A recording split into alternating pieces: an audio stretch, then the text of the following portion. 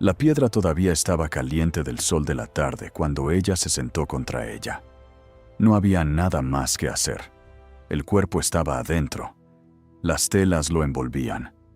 Las especias que habían conseguido a esa hora, con el sábado ya encima como una pared que no se podía cruzar, eran pocas.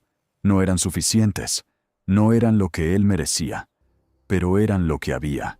Y José de Arimatea había sellado la entrada, y los guardias habían llegado después, y ella había tenido que alejarse.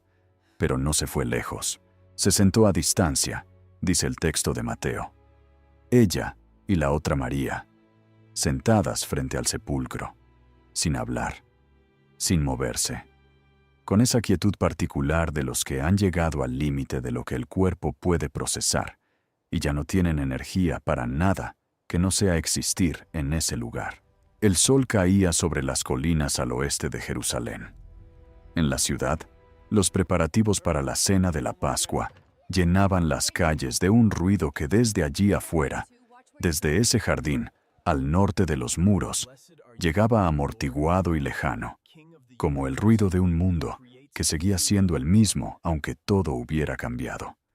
Ese contraste, el mundo que continúa cuando el tuyo se ha detenido, es uno de los dolores más específicos que existen. María Magdalena lo conoció esa tarde con toda su intensidad. Para entender lo que vivió en las horas y los días que siguieron a la crucifixión, hay que entender quién era ella.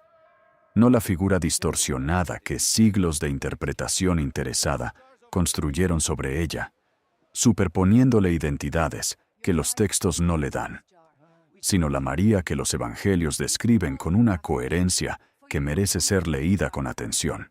Era de Magdala, una ciudad a orillas del lago de Galilea, al noroeste, a pocos kilómetros de Capernaum.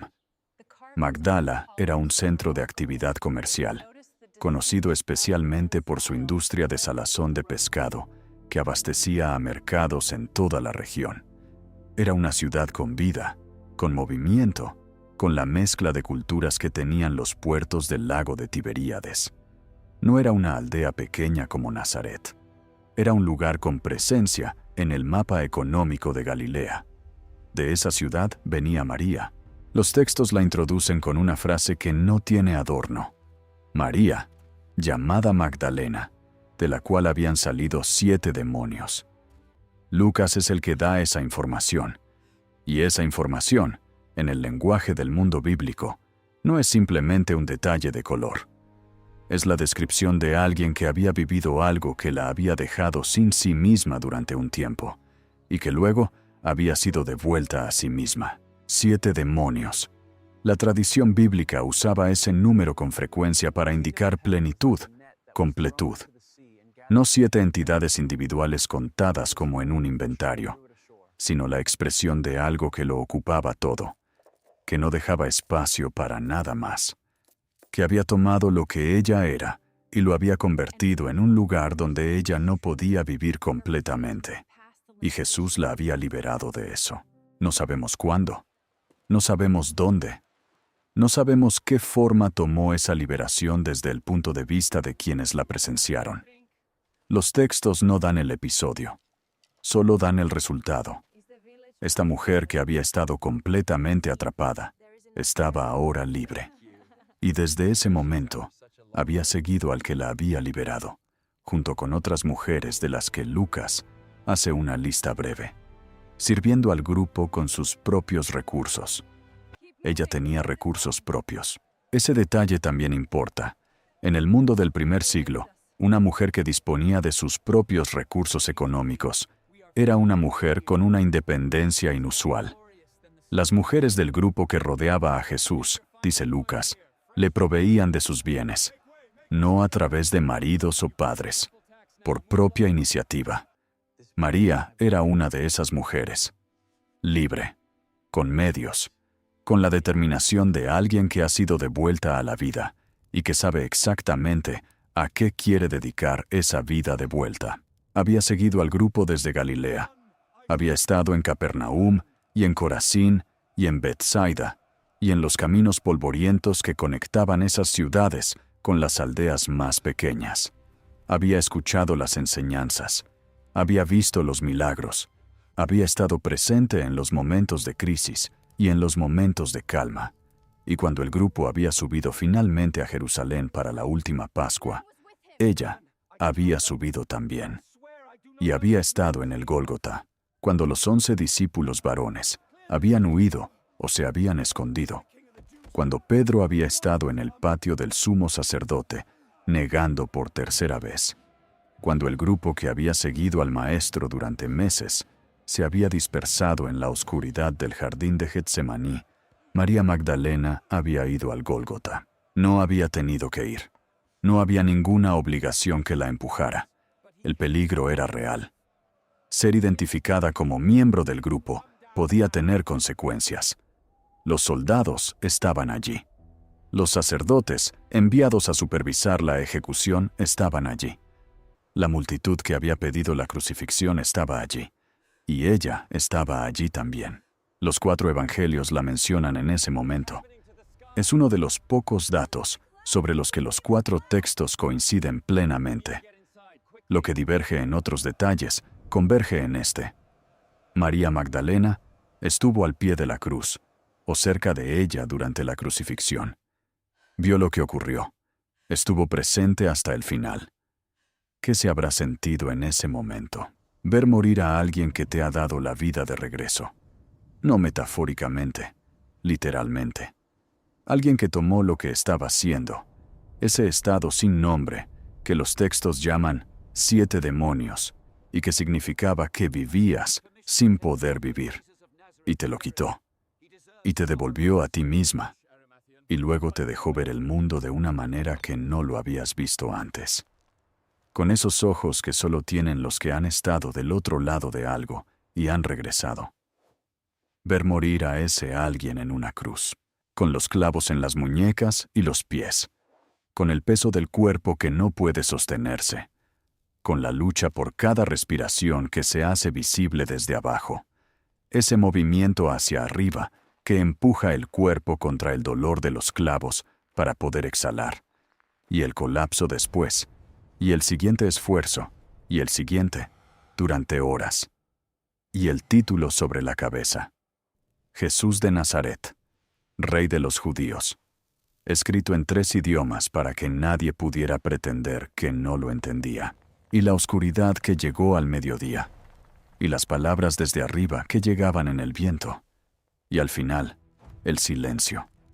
El cuerpo bajado de la cruz por manos que no eran las de los discípulos, sino las de un miembro del Sanedrín, que había tenido el valor que los demás no habían tenido, envuelto en lino, llevado al sepulcro del jardín, la piedra cerrada, y ella sentada frente a esa piedra hasta que ya no había luz suficiente para ver. El Sabbat comenzó al anochecer, como siempre comienza el Sabbat en el judaísmo, con el primer estar en el cielo, y con él, la prohibición de todo trabajo que incluía comprar las especias que ella necesitaba para completar la preparación del cuerpo. No había podido hacerlo bien. El tiempo había sido demasiado corto entre la muerte y el comienzo del descanso sagrado. Esperaría. Pasó el sábado en algún lugar de Jerusalén o sus alrededores. Un lugar prestado. Un cuarto en una casa de alguien que conocía al grupo. El texto no lo especifica. Pero ese sábado que para el resto de la ciudad era el descanso solemne en el centro de la semana de la Pascua, fue para ella algo completamente diferente. Fue la espera más larga.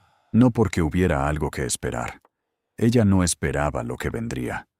Nadie del grupo, en ese momento, esperaba lo que vendría.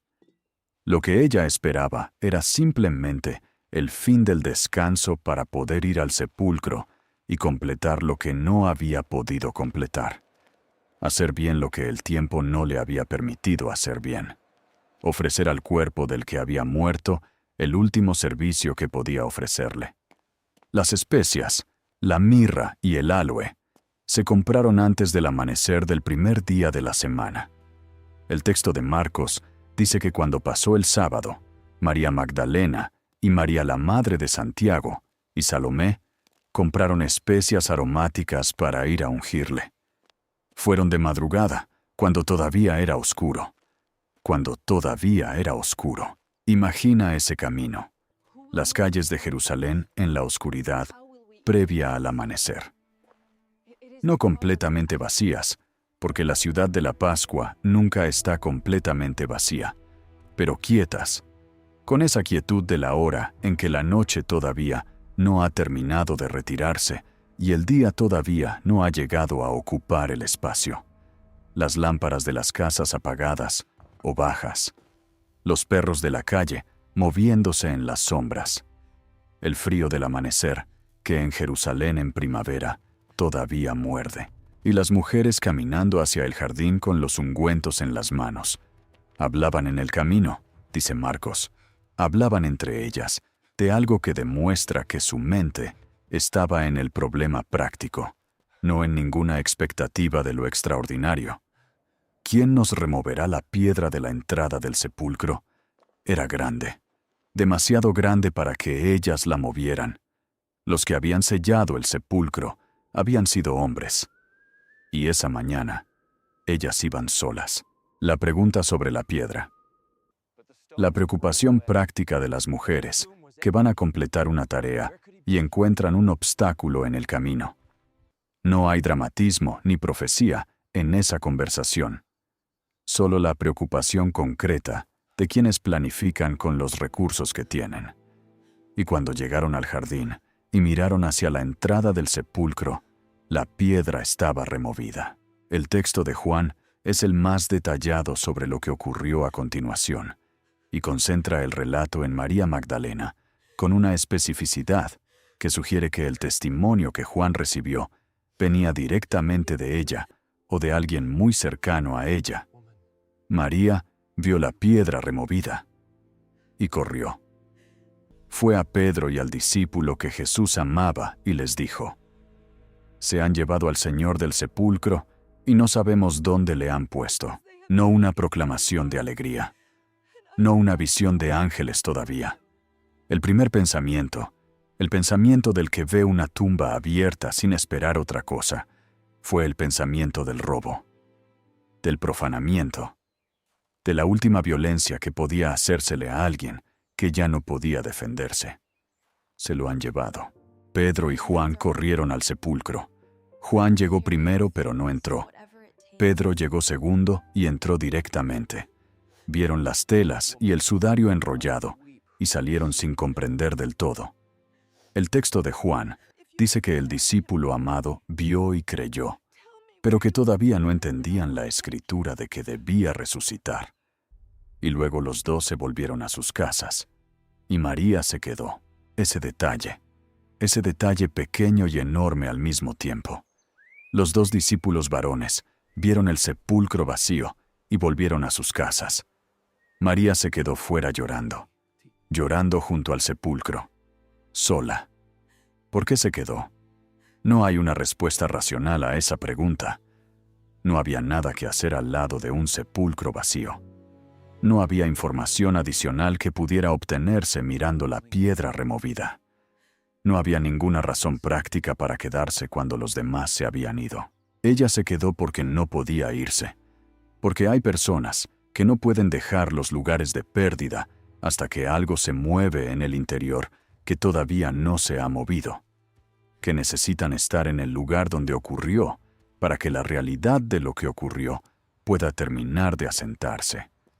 Que no pueden procesar desde la distancia lo que solo se procesa desde la proximidad. María se quedó llorando, y mientras lloraba, se inclinó y miró dentro del sepulcro.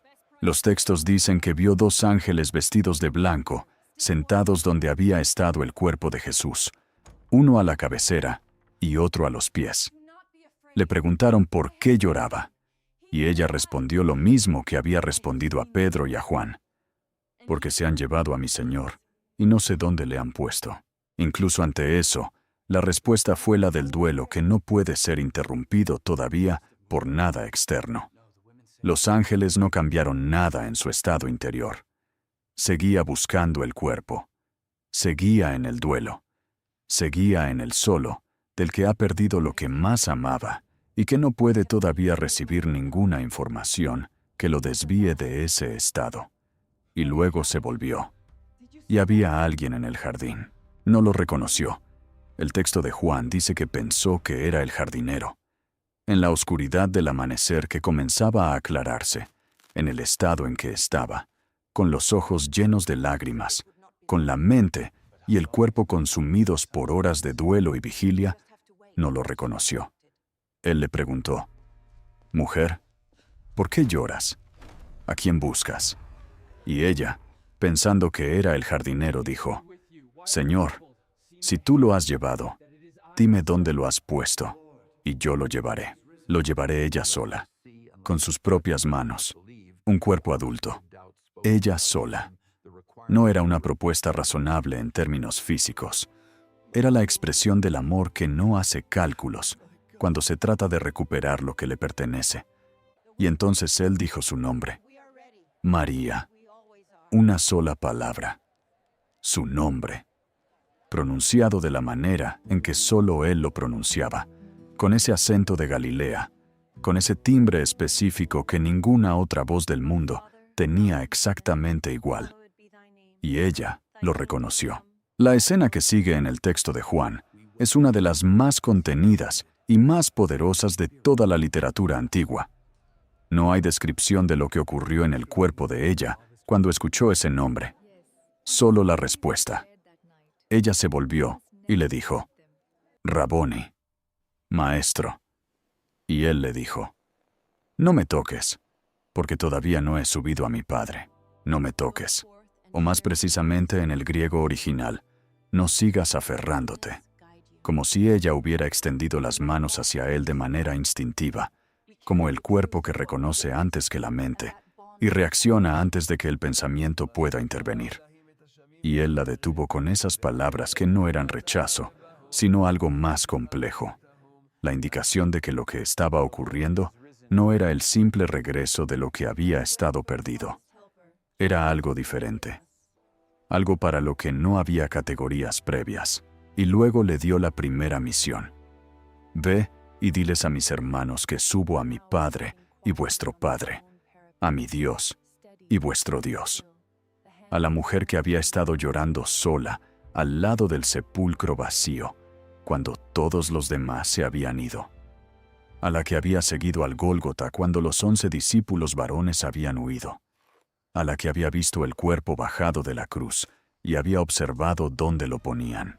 A la primera persona a quien el resucitado se apareció, antes que a Pedro, antes que a Juan, antes que a ninguno de los 11. A ella. Ve y diles. Los estudiosos del Nuevo Testamento han señalado durante siglos la carga de esa elección. En una cultura donde el testimonio de las mujeres no tenía el peso legal que tenía el testimonio de los hombres. En una comunidad donde los discípulos varones eran los que tenían la posición de autoridad reconocida. En ese contexto específico, el primer testimonio de la resurrección fue encargado a una mujer. A esta mujer. Y ella fue. María Magdalena fue y anunció a los discípulos: He visto al Señor. Y estas cosas me dijo. No te puedo decir, con lo que los textos dan, cómo recibieron esa noticia. Lucas dice que las palabras de las mujeres les parecieron a los discípulos como delirio, y no les creyeron. No está claro si eso incluía específicamente el testimonio de María Magdalena, o si se refería a un momento anterior con otras mujeres. El texto de Juan registra el anuncio sin la reacción inmediata de los discípulos a ese anuncio específico, pero lo que sí es claro es que algo en los días que siguieron fue cambiando. Los encuentros con el resucitado se multiplicaron. Pedro lo vio. Los 2 de Emaús lo vieron.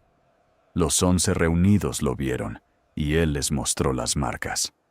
Tomás, que había dicho que no creería hasta ver y tocar, vio y tocó, y dijo las palabras más altas de los evangelios. Y el grupo que había estado disperso y aterrado comenzó a reunirse de nuevo. En ese proceso de reunión, en esas semanas, entre la resurrección y Pentecostés, María Magdalena estaba. No en el centro visible, no como figura de autoridad nominal, sino como lo que había sido desde el principio, parte del núcleo del que todo lo demás dependía. Una de las que habían estado cuando importaba, una de las que sabían de primera mano, con el peso de lo que habían visto y no podían desver, que lo que decían era verdad. Los textos canónicos no la mencionan después de la aparición en el jardín de la mañana de la resurrección. Desaparece del registro de la misma manera en que Barrabás desaparece, en que tantos personajes del mundo bíblico desaparecen. Cumplida su función narrativa en el relato, el silencio los cubre. Pero el silencio no es la ausencia. Es simplemente el límite de lo que los textos decidieron preservar. La tradición cristiana posterior la recordó de diferentes maneras. En la Iglesia de Oriente fue llamada apostólica entre los apóstoles, precisamente porque había sido enviada a anunciar la resurrección antes que ninguno de los 12. En Occidente, las capas de siglos la fueron confundiendo con otras figuras, hasta que el Papa Gregorio Magno, en el siglo VI, mezcló su historia con la de otras mujeres de los Evangelios, de manera que influiría en cómo el mundo occidental la vería durante más de 1000 años. Pero los textos son los textos. Y los textos dicen esto: de ella habían salido 7 demonios y había sido liberada. Había seguido al Maestro desde Galilea con sus propios recursos. Había estado al pie de la cruz cuando los 12 no estaban. Había observado dónde ponían el cuerpo para poder regresar. Había vuelto antes del amanecer con las especias. Había sido la primera en ver el sepulcro vacío. Había sido la primera en ver al resucitado. Había sido enviada a anunciar lo que había visto. Ese es el arco de María Magdalena en los textos canónicos. Un arco que va desde la total pérdida de sí misma, que es lo que implican los 7 demonios, hasta convertirse en el primer testigo del evento más central de la fe cristiana. Hay una simetría en ese arco que no puede ser accidental, la que había estado sin sí misma, de vuelta a sí misma, la que había sido liberada, convertida en mensajera de la liberación más grande, la que había recibido su nombre de regreso de su boca, escuchándolo en esa mañana de jardín antes del amanecer, como si fuera la primera vez que alguien lo pronunciara de esa manera, siendo enviada a decir su nombre a los demás. Magdala existe todavía, sobre las orillas del lago de Galilea, al noroeste, donde el agua tiene ese color verde azulado que el lago tiene en las mañanas claras de otoño. Las excavaciones arqueológicas de los últimos años han sacado a la luz las ruinas de la ciudad del primer siglo, una sinagoga, calles empedradas, casas con mosaicos en los pisos, los tanques de pesca de la industria del salazón. Una ciudad real que produjo una persona real que vivió cosas reales.